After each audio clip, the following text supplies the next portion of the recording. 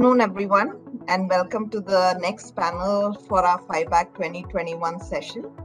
Today, we are going to cover one of the most center stage topics in the last couple of years now, ESG in banking, and how to really think through this whole agenda through a sustainability lens. My name is Sreyssha George. I'm a managing director and partner with BCG, lead a lot of discussions on the ESG agenda. And joining me today is a very esteemed panel of guests across the board from banks, investment organizations, rating agencies, as well as advisory services. Let me welcome all the panelists before we kick off. We have Mr. Debadatta, Executive Director of Bank of Baroda. We have Mukund, Rajan, Chairman, eCube. We have Mr. Kakar, MD and Head of Investor Sales from Citigroup. And we have Sudip, Sural, who's the CEO of Care Advisory Research and Training. And finally, we have Amit Tandon, who's from the Institutional Investor Advisory Services. So like I said, an esteemed panel giving us a very well-rounded view today on the ESG agenda. To kick us off, maybe just to ground us in terms of what is really happening in the market, let me walk you through a few quick facts. What is ESG? This is a discussion that you've seen. The word is very commonly used everywhere, but E, S, and G have a very particular relevance when it comes to banking. With environment, we all are well aware of the climate change and the destruction that it is doing to us. But from a banking perspective, it has two very significant impacts. One is to understand our own footprint, but more importantly, the client footprint on the climate. Secondly, the financing of many industries and sectors that is going to have a positive impact going forward. Social really focuses on the employee well-being as well as the broader community impact. It also has many pillars of thinking through our own data privacy, security, but also elements of safety and accountability. Finally, on the governance side, although today the ESG regulations are still far from mature, India, including many of the other large countries, have started down regulating many of the ESG activities. You would have all recently seen that SEBI has come out with a new disclosure requirement, and this will become mandatory for all the top 1,000 companies. It is called BRSR. This will be the start of many regulations and compliances that are going to come to us. So how do we think about the ESG opportunity? I think that is really what we wanted to cover today in the discussion. There's two ways to think about this agenda. There is the defense and the offense. Defense is really about thinking through internally for our own organization as a bank, as an NBFC, as many of the fintechs listening to this conversation. How do we have well-defined targets? Do we really commit to net zero? How do we comply with regulations going forward? If we think about the more forward-looking aspect, which is really the offense, and where most of us should really apply ourselves in terms of how do we make a contribution, is one, around the new products and offerings that many of the banks, NBFCs going forward, and other organizations will have to think through. Whether it's developing and financing many green finance products, you would have seen many green bonds in the market. Really thinking about the new frameworks for risk when it comes to your portfolio in terms of climate impact, and also to elevate the discussion with many of your own clients, because this is still very early days and you could really become a strategic advisor for many of the clients across sectors. Maybe one element that all of us will reflect on in the panel as well is ESG does not mean the same thing across sectors. ESG will have material topics which are fundamentally different, whether you're thinking about infrastructure, large projects, mining, versus something like consumer goods where the supply chain impacts could be much larger. Why are we having this discussion today? At the end of the day, we are financiers and this is a large opportunity. We are at least looking forward by 2030 that this will be an opportunity close to $1 trillion. In terms of sectors, this will be large from a renewable energy perspective, having about 50% of the requirement, but will have implications across sectors, including water waste management, EVs, which is a high relevant topic that we are all discussing right now, to hydrogen and biofuels. This is where most of you have a significant role to play. A lot of the burden will be on the wholesale market, but this will also have a big impact in terms of the retail segment as well. So with that, let me stop and go straight into getting some perspectives and inputs from our panel here. We've heard about this, we've seen a lot in the market as well. If you actually do a Google search, this is one of those topics which are top of all the searches right now. So let me start, maybe Mr. Chand, with you. As a banker, how are you thinking about the whole sustainability agenda, and is it starting to impact your portfolio, your products, especially as someone leading the corporate book for Bank of Baroda? Thanks, Sreyssha. Possibly the agenda that we are discussing is at the right time, because what you see as a banker is that there is increased conversation with the borrowers with regard to the entire ESG framework. We are seeing a lot of traction in terms of proposals coming with regard to green energy, and also a significant kind of a movement with regard to the electric vehicles also. As far as we are concerned, we have funded quite a few EVs also. But look at the opportunity in the EV space, wherein possibly here in India, the EV sales as a percentage of the entire auto sales on month to month is less than 1%. And some of the developed market like China also, it is as high as 30%. So if you look at the scale up that is possible from the bank side is immense as far as EV sales are concerned. Let me come to another aspect wherein green energy is a concept which has been there for long. But why it is more bankable at this point of time is a case where if you look at the cost of production per megawatt, it has gone down significantly in last decade. And that makes a very, bankable sense for us to lend in a big way. As a bank, possibly I do carry more than $1 billion USD book as far as we are concerned. And apart from this segment of the green energy or the EVs also, in every project that we are talking now, the conversation is more with regard to how do you increase, some kind of a energy efficiency measures to improve the ESG footprint. So broadly, if I say that the kind of traction that we see in the market vis-a-vis ESG lending, and the kind of traction that in the banks can chip in a big way with regard to, the India's 2070 mandate of zero net carbon kind of a scenario. So I feel it's immensely available at this point of time, and the conversation is happening on the right direction vis-a-vis the banks and borrower. And a lot of Indian corporate also raise money overseas through green bonds, and these are priced better than a normal bond. So in that scenario, if I see as a bank coming and supporting in terms of the ESG framework and reducing the carbon footprint, so it's very well placed at this point of time. And as a bank also are quite keen to take it forward. Thank you. Great. No, I think Mr. Chand, you framed it very well, and there are certain sectors where we are already starting to see it, and others which are probably going to follow suit soon. This is probably a good time, Mr. Rajan, to come to you.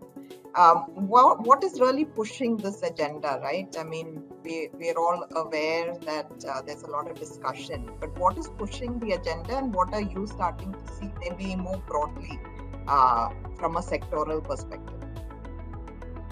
Sure. So Sreyssha, the first point I'll make is that there is pressure for change that's coming from multiple different stakeholders. We just heard about the kind of focus within the lending community, and also you're seeing that from investors. The Principles of Responsible Investment, PRI, now accounts for organizations that control over $100 trillion of funds who all subscribe to ESG principles. So Obviously, with the lenders and investors coming to the party, is going to be big. But you're also seeing that governments are now beginning to put pressure. You see this, for instance, in the carbon border adjustment mechanism of the European Union, which is going to levy tariffs potentially on imports into that market from markets that don't have strong carbon emission controls. It's coming in the form of customer pressure. That's the reason a company like Unilever has announced that every one of its 70,000 products are going to now carry labels that indicate the kind of carbon emissions that are involved in the production and delivery up to the customer's doorstep. It's coming in the form of civil society pressure. So you're seeing this from individuals, from non-profits, and a fairly activist judiciary in India. I mean, the kind of issues you see around the air pollution issue in the NCR region, a lot of the convergence has taken place because of coalitions created between individuals, non-profits, and the courts. It's also coming in the form of expectations of employees who want to see their employer, the organizations they work with, really as responsible corporate citizens. So really, I think going forward, capital, whether it's equity or debt, will soon be unavailable to organizations that aren't well governed. And everyone is going to really expect that these organizations take on board the critical ESG issues and that they transparently communicate their commitment on these issues to the market. The other thing that I think is driving change now is the fact that there's enough and more research that demonstrates that organizations that have embraced strong ESG principles are actually now clearly outperforming their peer set. And there's research that shows that a focus on ESG will typically yield greater resource use efficiency, lower cost of operations, reduced risk, lower cost of borrowing, and greater prospects for valuation re-rating.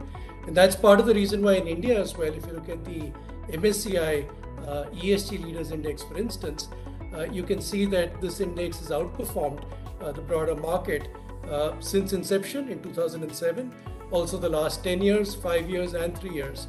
So you're seeing evidence that this really works. And I think finally, the best companies are also spotting opportunities in the new sort of focus on ESG. So think about the daily news that you see, right?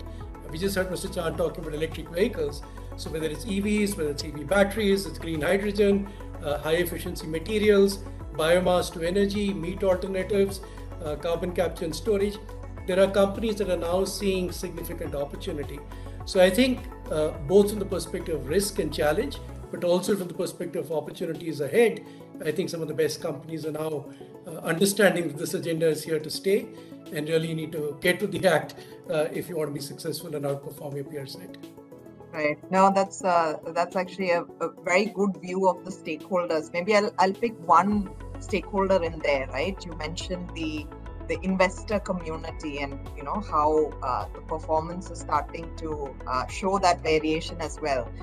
Maybe Sundeep, if you can throw some light on how are some of these ESG elements being integrated or incorporated into investment portfolio as you think about it, and is there something that our audience can actually take away on how they think about their ESG strategy?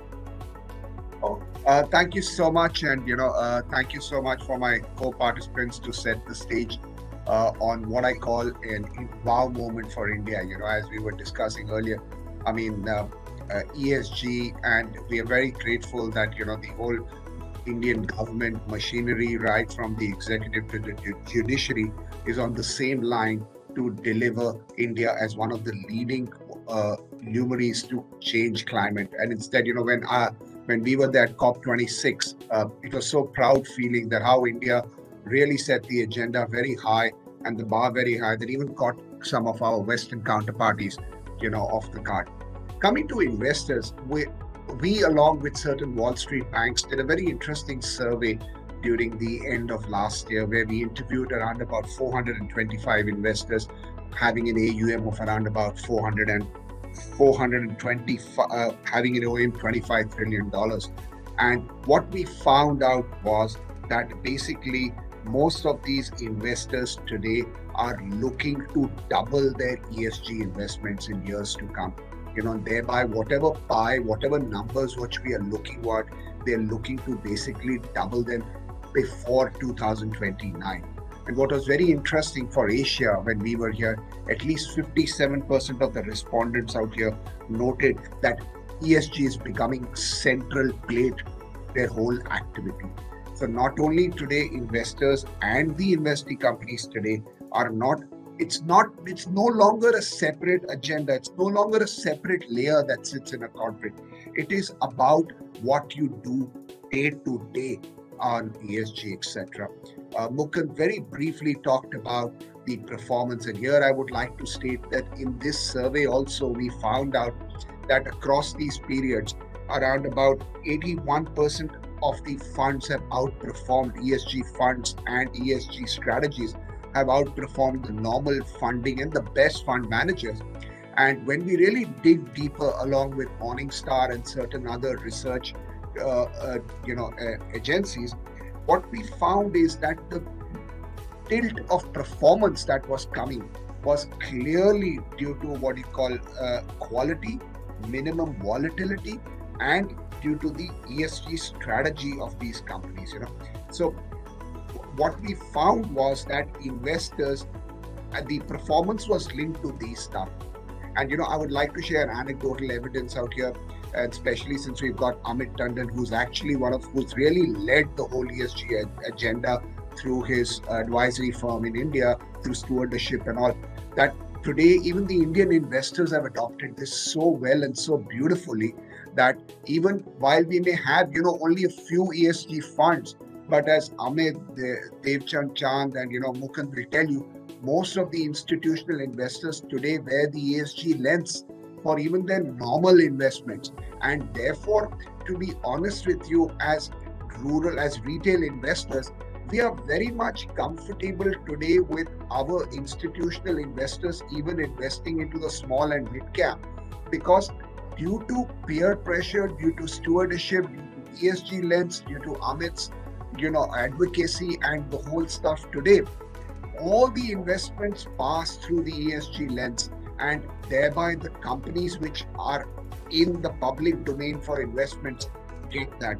So this is the reason why we believe that today in the investee companies today have to listen to the investors out here, and that is the key thing that is driving this. And as you rightly said, this whole India needs $1 trillion worth of money. I would like to point out that that if India can adopt a fair and a confident and a very good taxonomy laws that we are in the process of drafting, trust me, we will attract much more investment than what typically now is just going to the renewable space. So we as industry leaders and should work very closely with our regulators to make sure that our taxonomy is not only better than the Europeans and the Asians, but it should be right up there. And as Amit will clarify, it should not just be pure taxonomy. It should also have what we call the other secondary, what you call guidance tools, which can help investors to make sure that there is no greenwashing of assets in India. So this is why I particularly feel that whatever financing needs India needs can be really got if we have this strong taxonomy coming in place and its adherence, and funding will not be a constraint. Great. No, Sundeep, I think that's a good segue for me to get to Amit. I think taxonomy is one element, but Amit, if you could just share with the audience a bit around the frameworks, and especially I think one concern the banking community has is how to think about climate risk on their portfolio, how to actually incorporate these big words into day-to-day operations. Sure, I'll do that. But I'd like to thank FIBAC for inviting me, and Sundeep for his kind words. But I would say that, I'm able to I come of it because I'm reading books like that which Mukund has written on ESG. And I'd say at least at this moment, we've got despite the fact that it's such a big topic, we've got a fairly narrow base of people who are doing some advocacy work. But nonetheless, look, the two unsustainable things about sustainable finance are the accounting standards and ratings. And they're unsustainable, one, because A, there are too many, and at some stage you need some degree of some degree of clarity and some degree of merging of what different people are saying. But it's also unsustainable because, when you kind of think about this whole discussion and which is taking place, there is a big debate in terms of, whether electric cars are good in themselves, or you kind of dig a little bit deeper and say that, look, what does it do to the environment because of the mining, and how do you dispose of the vehicles, etc. So some of these things are still being debated. The second is the pace of change. So if we were talking this time last year, I don't think anyone would have been talking about green hydrogen. Suddenly you kind of come today and there is this green hydrogen. So therefore, the whole landscape is evolving extremely, extremely rapidly. And that's one of the things we need to keep in mind. One of the things which you mentioned or asked about was just in terms of ratings, etc. So I kind of say that, having been in the credit rating business, I say that, look, we should try and draw some parallels between what happened there and what is how that has been rolled out and what is happening in the ESG space. So just like in the credit rating space, what people have done is, sure, there is an external validation which the credit rating agencies provide. Similarly, the people who are giving you ESG ratings should be seen as an external validation point. Now, those who are there, in credit rating, all the large banks, financial institutions, etc., have their own teams. And they do their work because they kind of feel that, look, there might be a certain aspect which they want to focus on, etc., etc., and that is the way it will go. So when you're starting off, it might make sense for you to turn to some external ratings or external ESG ratings to figure out what you need to do. But as you dig a little bit deeper, everyone will need to have their own scores, their own way of evaluating it. The other question to think about is that, what do you do once you get the data? Do you kind of then say that, look, I'm not going to invest? And one conclusion of that will be that, look, we are not going to invest in coal-fired power plants, etc., etc. So the question to ask is that, India as an economy, can we afford not to? And given how much of our ecosystem is determined or by what is happening on coal power, so therefore the solution there is to say that, look, we will invest, but we will kind of, having decided on the matrices, we will speak to companies to say that we want year-on-year improvement, so that there is a big goal, which is the zero carbon, which the company and the country is committed to, can be achieved. So let me stop short with these two ways in terms of using ratings and external data for it, but and hand it back to you. Yeah, no, this is a great start, Amit. I think, it's confusing, right? It's a myriad of rating agencies, numbers, not enough data. Maybe I will ask Mr. Sural also to add some color and context here, because, this is currently a very complex maze. Companies, to Mr. Amit's point, have not actually started collecting data. We're probably far from it right now.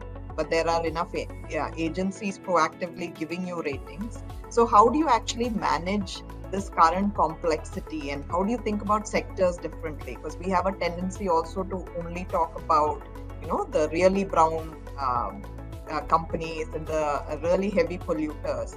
But our banks are exposed to a range of industries and sectors. Yeah, thanks, Shreya. So first of all, thank you very much for inviting me to the panel.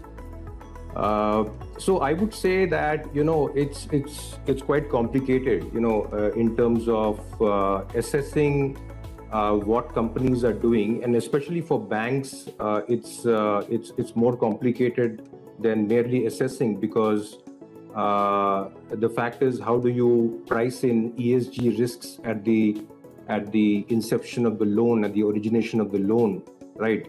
So I'll come to that a little later, but in terms of the assessments, I think Sundeep and Amit made two very important points. Sundeep talked about the taxonomy. Amit talked about how we should probably take a leaf out of the evolution of rating agencies in terms of credit ratings. So if you step back a little, there are a whole host and a lot of frameworks that are there globally, right? There is the GRI framework. There is sectorally oriented frameworks like SASB. There is also carbon-focused frameworks like CDP, etc. Right? And how do we here in India, translate those frameworks into a sort of a harmonized framework so that it becomes easier for all the investors to look at it? And just to give you an example, globally there are assessors who have graded the top IT or the technology companies like Google, etc., dramatically different from each other, right? So if large companies are being graded and rated, so vastly differently between assessors, imagine what's going to happen to the second tier and the third tier, which is really the the MSMEs and the supply chains of the large corporations, right? So that's why I'm saying it's very, very, very complicated. One of the things that we have realized in CARE is that we need to have standardization of two things. One is what companies disclose, and the second is what companies disclose in quantifiable terms, right? So we have to move away from answering questions like are you carrying out your businesses in a sustainable manner to quantifiable disclosures, right? We have started on that direction because SEBI has come out with a reporting framework which is going to be mandatory. As per our study today, of the top 500 listed companies in India, only 37% have some sort of ESG reporting, either through BRSR frameworks or through sustainability reports.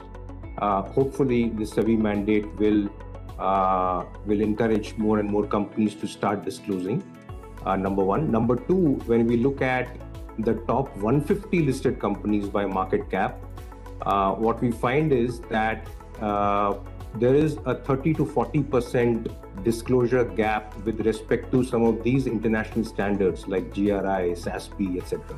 Right?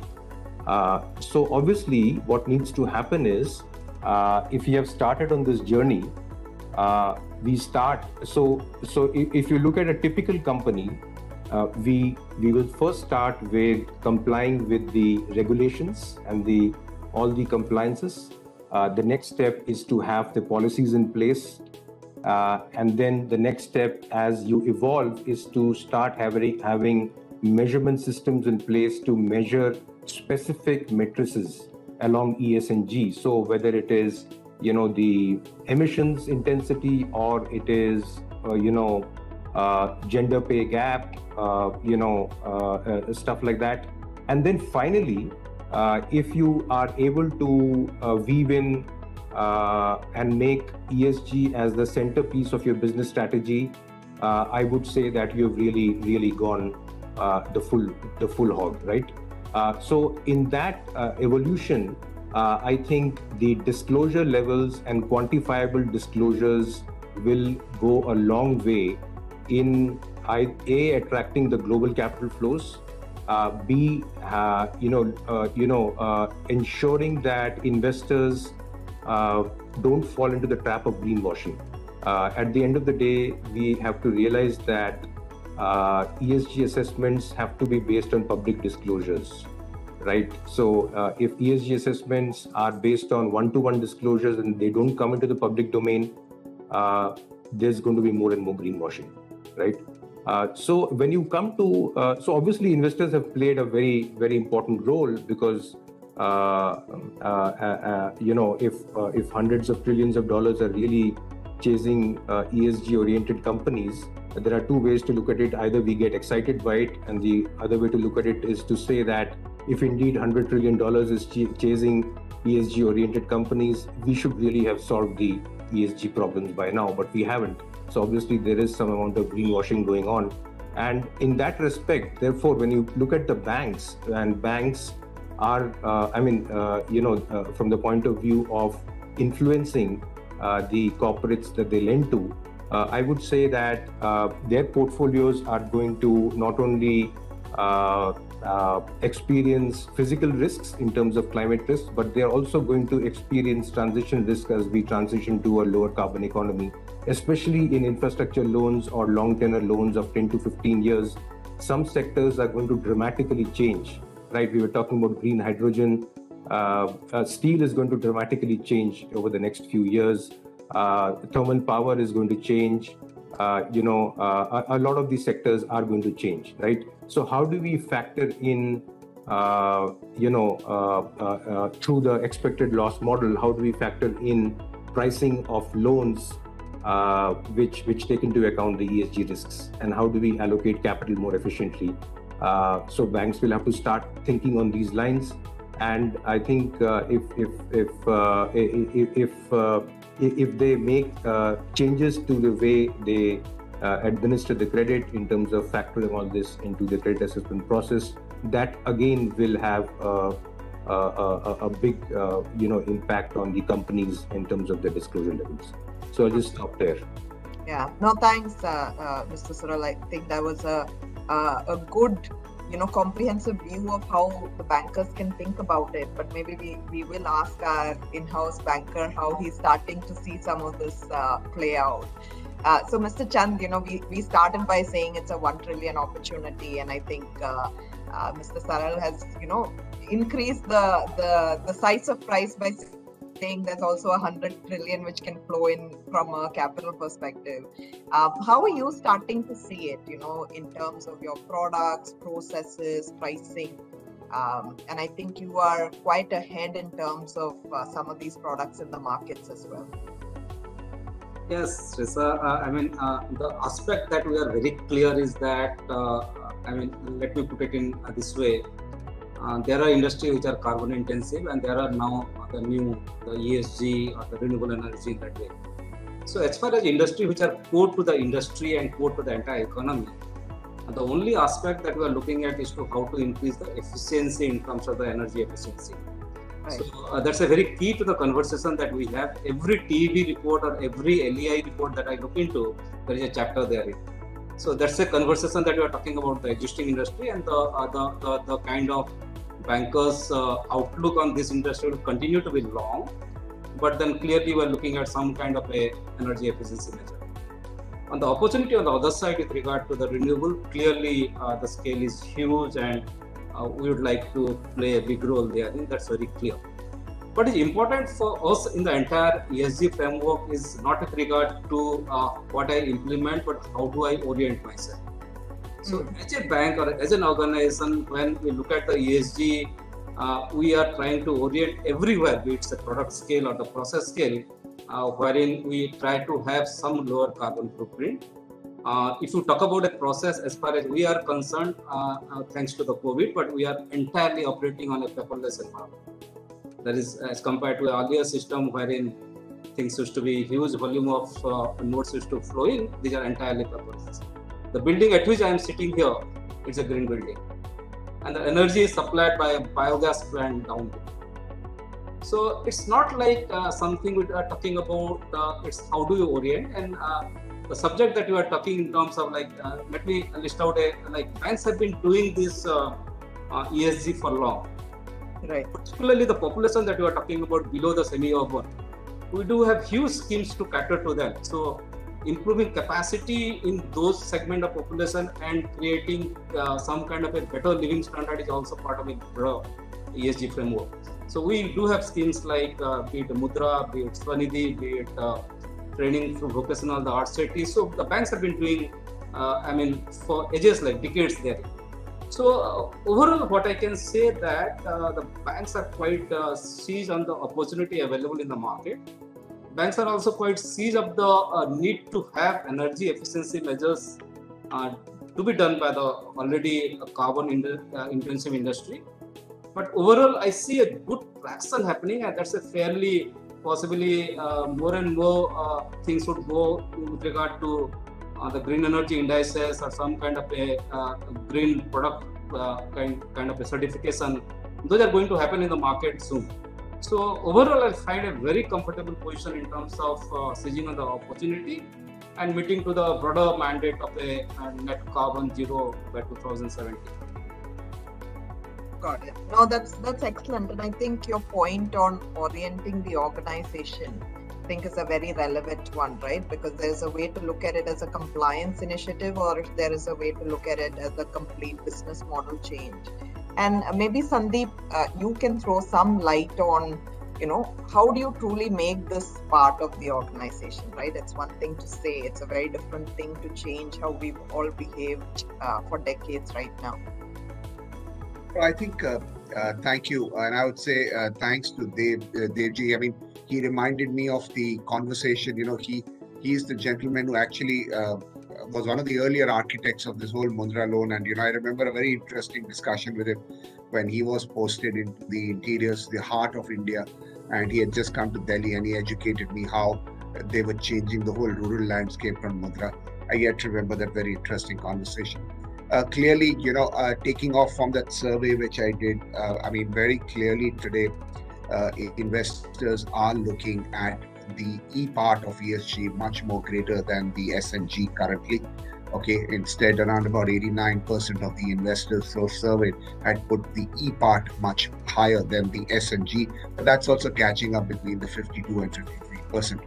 And rightly said, because if you really look at it, the world over has actually spent more than $250 billion worth on catastrophe, claims, etc. during the whole last year. And, the environmental claims are only going to become larger and bigger if we do not achieve the targets which various organizations are trying to do on net zero.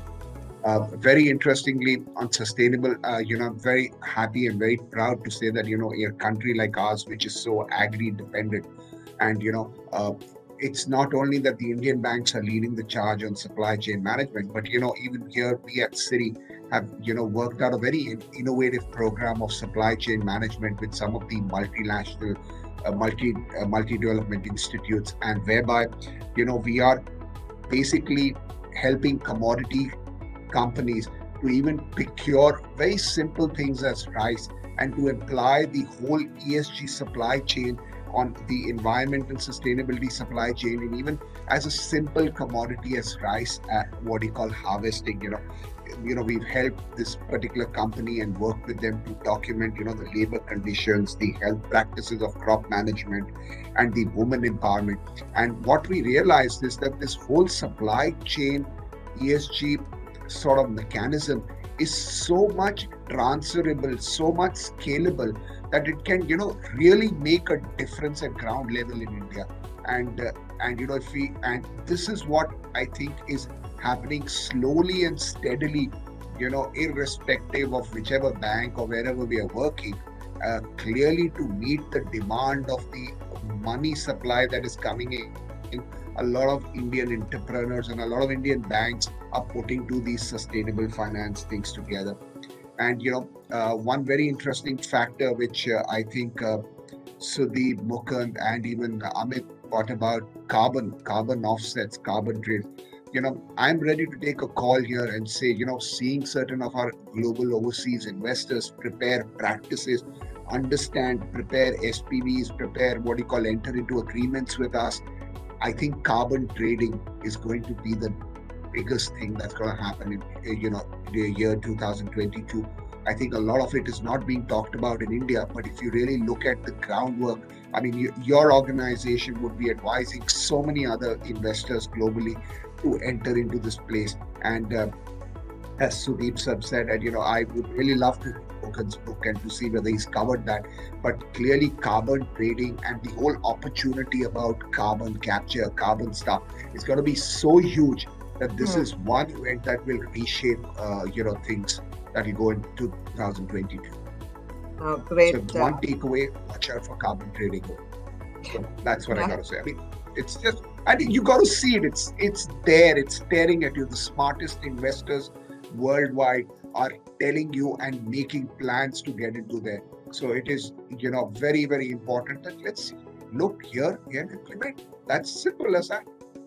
Good investment tip as we closing the year, Sundeep. That's a good one, and I think at least we are also seeing that the pricing of offset is going to keep increasing as more and more companies have to figure out a way to actually get to net zero. So it's going to be an interesting dynamic. And maybe on that note, I'll ask Mukund as well, as you see a broader portfolio of companies and organizations. We've discussed a bit of how to make this part of the culture. What are you seeing in boardrooms? How is this really getting elevated to the highest ranks of the organization?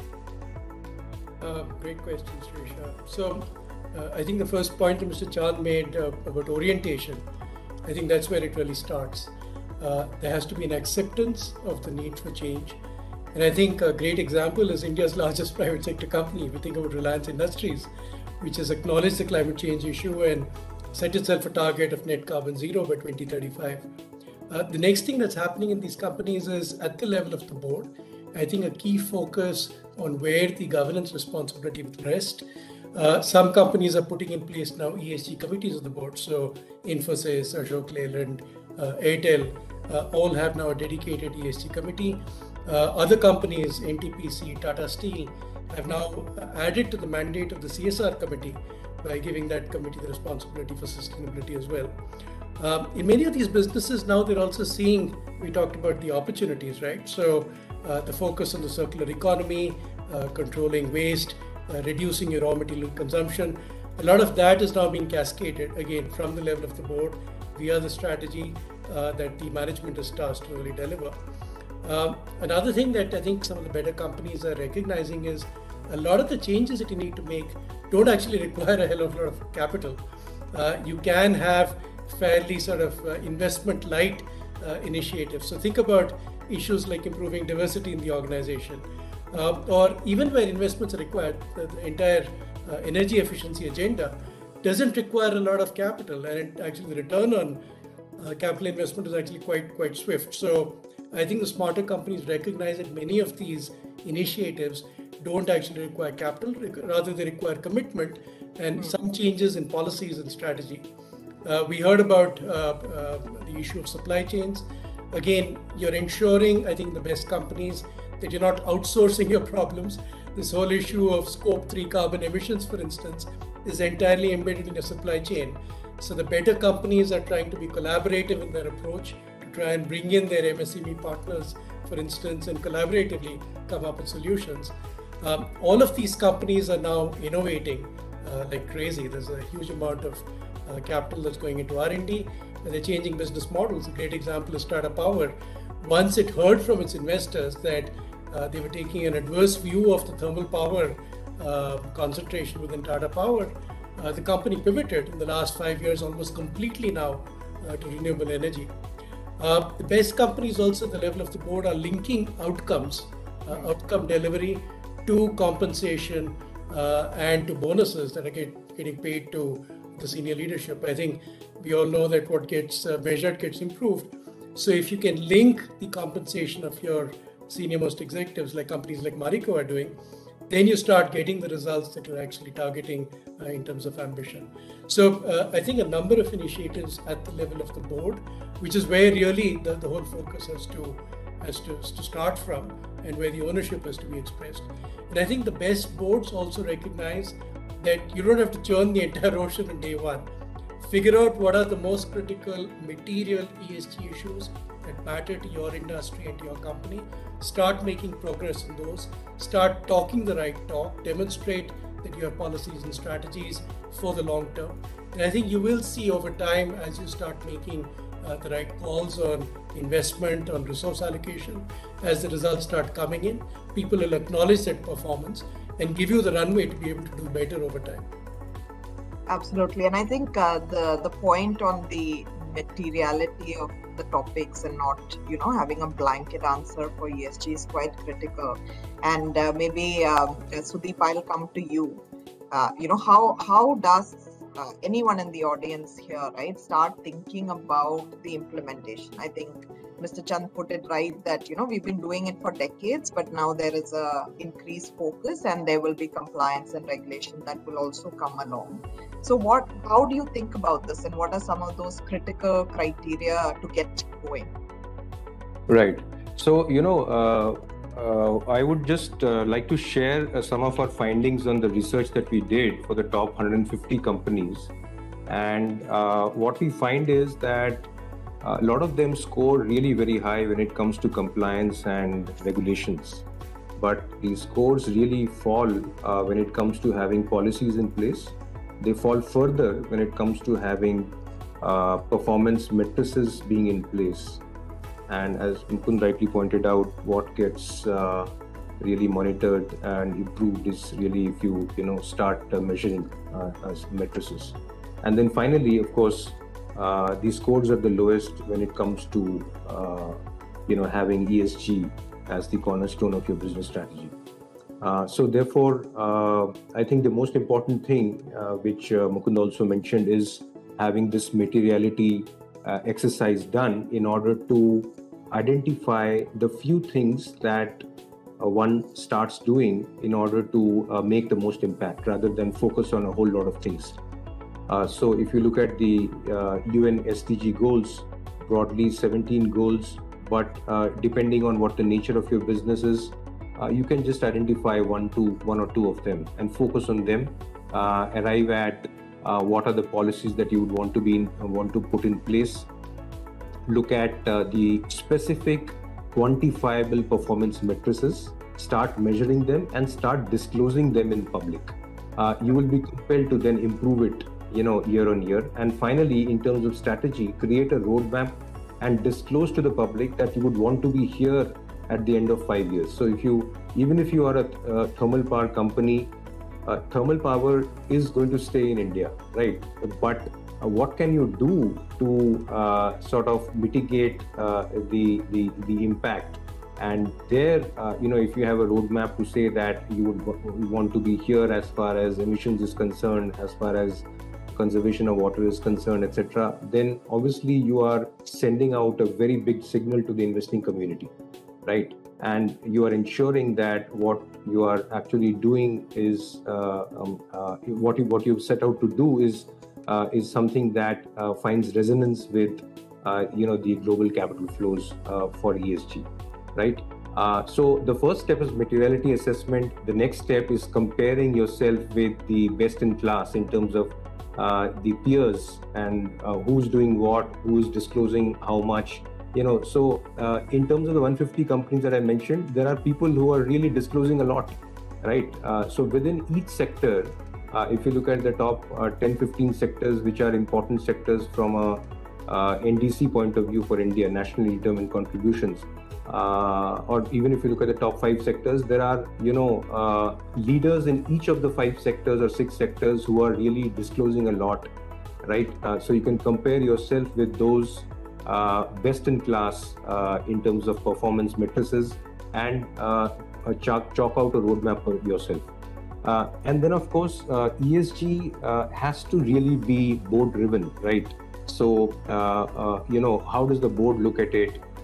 Is there a ESG oriented committee at the board which is looking at it and giving guidance to the management in terms of what it should be doing, and ensuring that that roadmap that has been chalked out is being followed to the hilt. So I think that's what I would say, in terms of advising companies on their ESG strategy. Yeah, and great. It's actually good to know that there is so much information out there in the market. The lack of information is actually one of the challenges I'm sure many are facing. And maybe Amit, the last question of the day, probably to you. You're seeing a lot of this in action.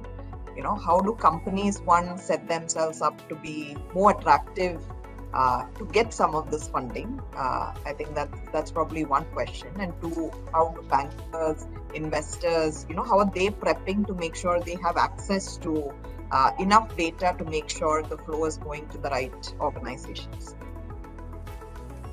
Sorry, you're on mute, Amit. So these are two questions. Let me answer them separately. The first is, as far as companies are concerned, I would say that, look, the first thing they need to be aware of is that, the investors, the stakeholders, the public, they're not idiots. Therefore, they need to be treated with respect. And by that, I mean that, look, you're spewing out discharge in the river and everyone around you is aware of it, but you kind of, in your annual report, you kind of show clean rivers, blue water, etc., etc. So therefore, that's the starting point. You have to accept the fact that, particularly in our society, people do know a lot of what is going on, even whether you're not disclosing it, and therefore you need to be honest. Now, this kind of becomes more critical because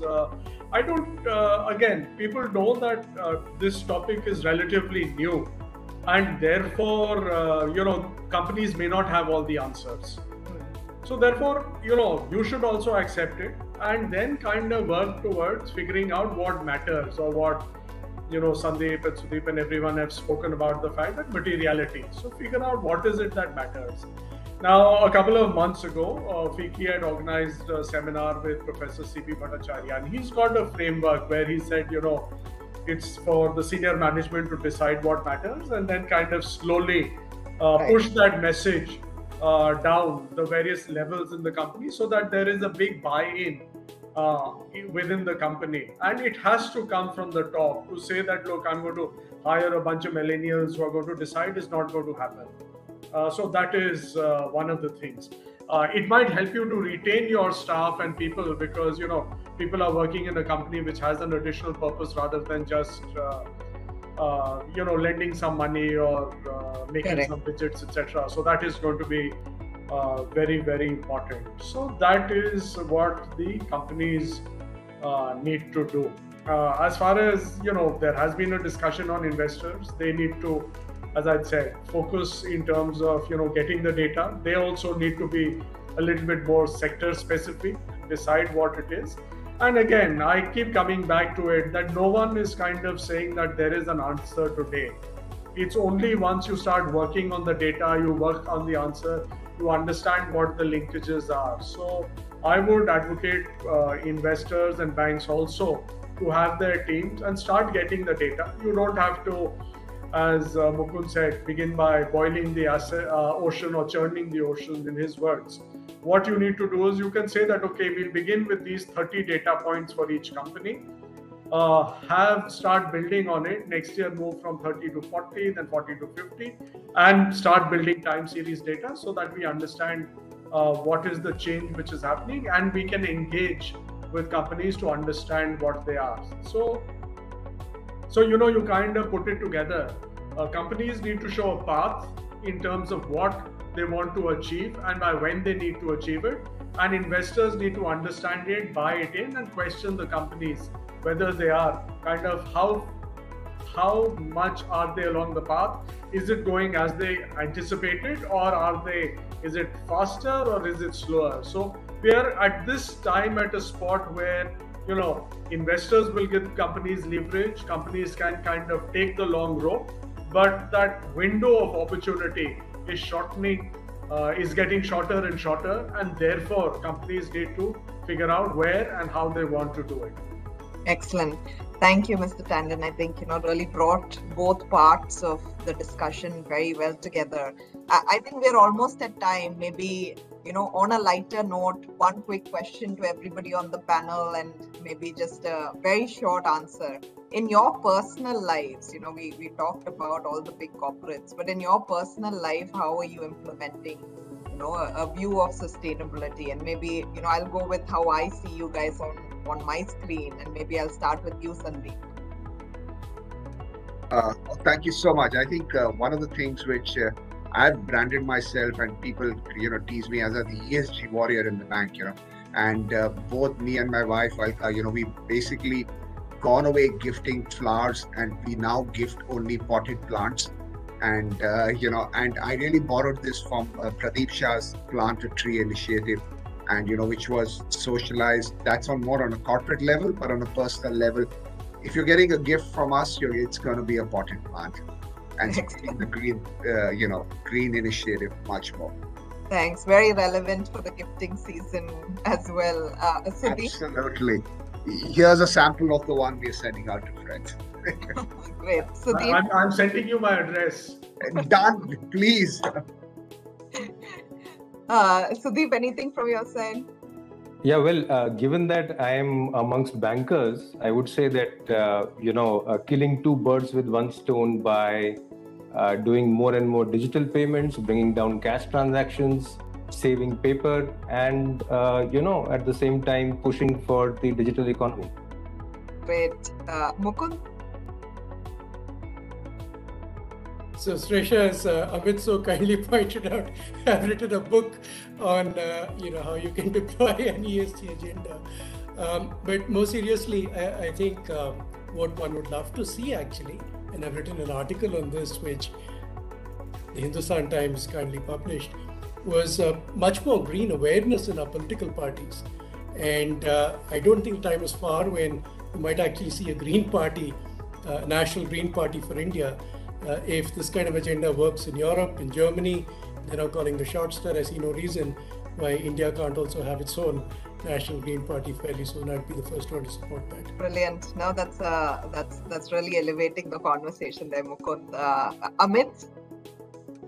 I was talking so much about sustainability and green finance and everything at home. So when my son started working and earning, the first thing he did was saying that, look, I'm going to invest in a mutual fund, but start a SIP in a ESG fund.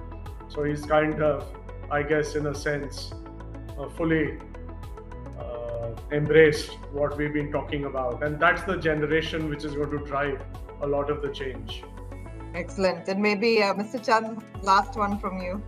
Yeah, it's slightly, as a personal habit and all, I switch off electricity whenever it is not in use, both at home and office. That's more of a messaging and for a lower carbon. Brilliant. Thank you, panel. I think we are over time. There was some good gifting ideas to go into the holiday season, but I think all the initiatives you're taking, both personally, but more importantly on the advocacy, on pushing the corporate agenda, I think will start showing some of the results. I can only see this topic going bigger and broader. So thank you so much for educating the team today, and wish you all a great year end. Thank you.